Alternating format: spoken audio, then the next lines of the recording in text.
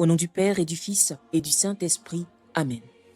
Chers frères et sœurs du ministère Sanctuaire d'adoration, famille d'ici et d'ailleurs, que la paix et la joie du Seigneur soient avec chacun de nous.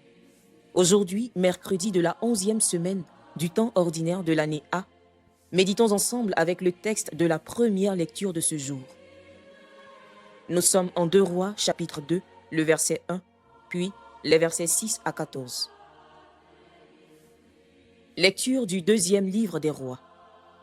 Voici comment le Seigneur enleva Élie au ciel dans un ouragan. Ce jour-là, Élie et Élisée étaient partis de Gilgal. Arrivé à Jéricho, Élie dit à Élisée, « Arrête-toi ici, et moi, le Seigneur m'envoie au Jourdain. » Mais Élisée répliqua, « Par le Seigneur qui est vivant et par ta vie, je ne te quitterai pas. » Ils continuèrent donc tous les deux. 50 frères prophètes qui les avaient suivis s'arrêtèrent à distance, pendant que tous deux se tenaient au bord du Jourdain. Élie prit son manteau, le roula et en frappa les eaux, qui s'écartèrent de part et d'autre.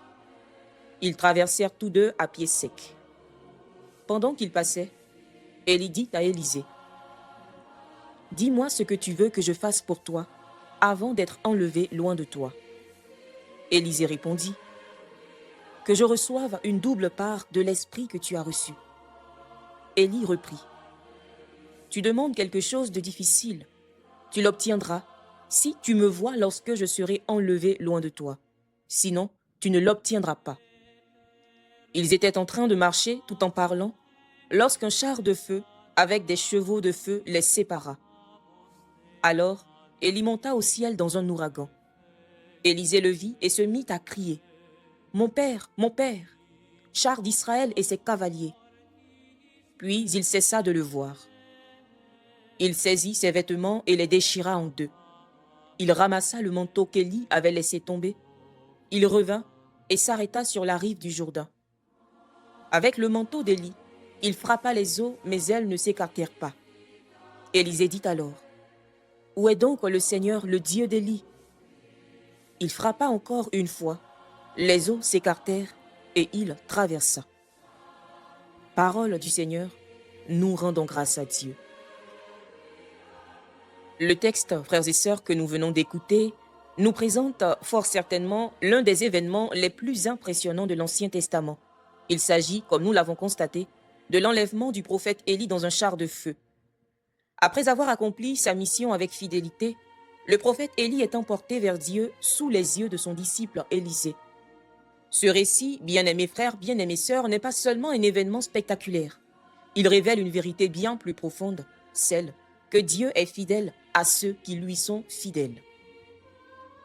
Pendant toute sa vie, Élie a combattu l'idolâtrie, il a défendu la vérité et rappelé au peuple d'Israël l'alliance avec le Seigneur. Il a connu la persécution, la solitude et même le découragement. Pourtant, il est demeuré attaché à Dieu. L'auteur de la lettre aux Hébreux nous rappelle que la foi est une façon de posséder ce que l'on espère. Hébreux 11, verset 1.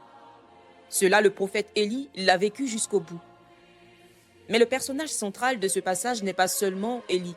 Il y a aussi Élisée, le disciple du prophète Élie.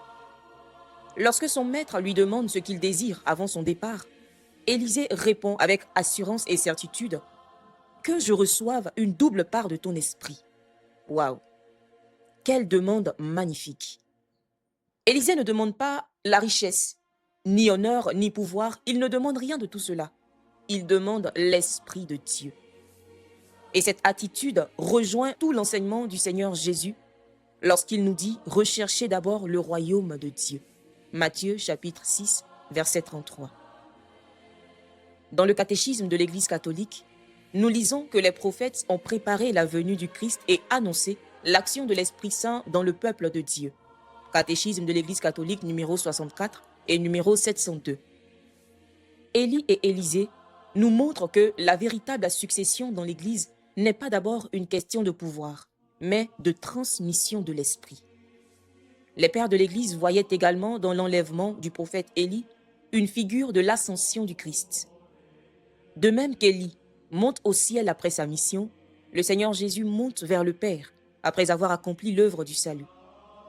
Mais il y a une différence essentielle entre les deux. Élie est élevé par Dieu, tandis que le Christ monte au ciel par sa propre puissance divine. Le psaume d'aujourd'hui, qui est le psaume 30-31 dans certaines versions, nous invite alors à la confiance. Aimez le Seigneur, vous, ses fidèles. Le Seigneur veille sur les siens. Voilà tout le message de cette liturgie. Dieu n'abandonne jamais ceux qui marchent avec lui. Peut-être m'écoutes-tu en ce moment et tu traverses des épreuves, des incompréhensions. Peut-être vis-tu des temps de désert, une maladie, et peu importe. Je voudrais t'inviter à te souvenir qu'Élie, lui aussi, a connu ces moments. Pourtant, le Seigneur l'a conduit jusqu'à la gloire. Demandons donc ensemble au Seigneur la grâce d'Élisée, celle de recevoir une nouvelle effusion de l'Esprit Saint pour poursuivre fidèlement notre mission chrétienne. Que le Saint-Esprit nous fortifie dans les épreuves et qu'il nous donne d'achever notre course pour la gloire de Dieu. Et vous, chers auditeurs, si vous pouviez demander aujourd'hui une seule grâce au Seigneur, comme ça a été le cas pour le prophète Élisée, laquelle serait-elle? Je vous invite à répondre à cette interrogation dans les commentaires afin que nous puissions prier les uns pour les autres. Prions. Seigneur, répands ta lumière dans nos esprits pour que nous soyons toujours fidèles à te servir, puisque c'est toi qui nous as créés dans ta sagesse et qui nous dirige avec amour par Jésus le Christ notre Seigneur. Amen. Esprit Saint, éclaire-nous. Esprit Saint, éclaire-nous. Esprit Saint, éclaire-nous et fortifie-nous. Que le Seigneur nous bénisse, qu'il nous garde de tout mal et nous conduise à la vie éternelle.